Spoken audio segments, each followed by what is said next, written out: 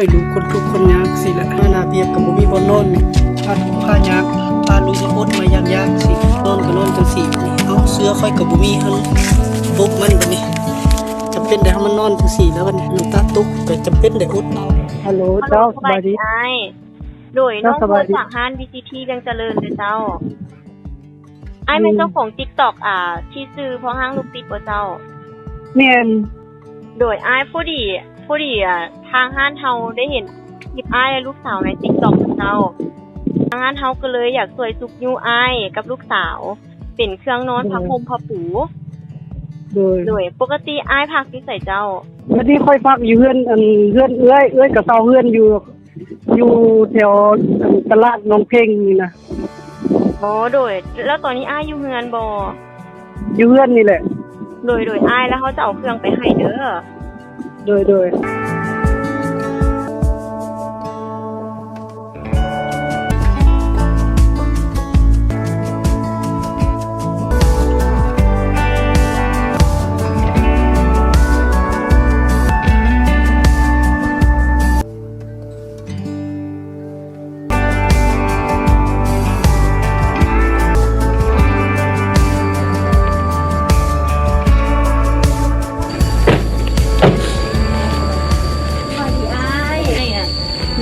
น้องแม่หันมาสั่งหน้า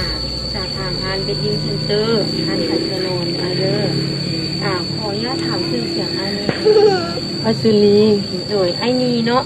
เพราะว่าเขาเห็นคลิปอ้ายกับลูกสาวทาง TikTok นะเห็นอ้ายออกเวียกนอกลูกอ้ายกับบ่มีบอนนอนบ่อย่างนั้นได้นอนพื้นนอนอย่างไรทางห้านเฮาก็เลยว่า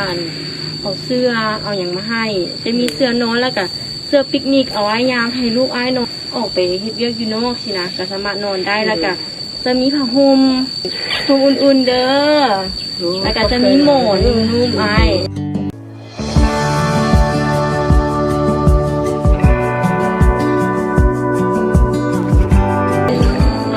ออกเวียกตลอด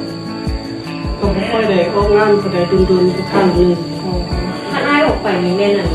ลูกอ้ายก็ไปนำมาเลยเพราะว่าคนบ่มีผู้เอาเด้อไปทำงานก็จะเป็นแต่พ่อผู้ไปนำคือไว้ของเมียบ่มีทุนเท่านี้ก็ฝากถึงผู้ใหญ่ใจดีผู้ใดที่ว่ายังใจศรัทธาก็หาช่วยเหลือได้ก็อยากให้ลูกทุกคนได้เข้าห้างเข้าเรียนนะเพราะว่าขาดพ่อขาดแม่ก็คือว่าเป็นจังซี่มีแต่พ่อบ่มีแม่มันก็ได้ซ้ำนี้ก็คือว่าบุญอยู่ว่าสร้างนี่หาทางสร้างจะบ่ซ้ำนี้เป็นอีหลาไว้นอนเพื่อเด้อขอบใจเพิ่นเด้อขอบใจเพิ่นเด้อขอบใจสิทุกสิทำงานทุกอ้ายเป็นจังได๋น้องกับของตอนนั้นของอ้ายเด้อของอ้ายดูว่าภาพแข็งแรงเด้อพวกน้อยกับของสุขภาพแข็งแรงเด้อนี่มาเป็นคนคำพูดล่ะเด้อ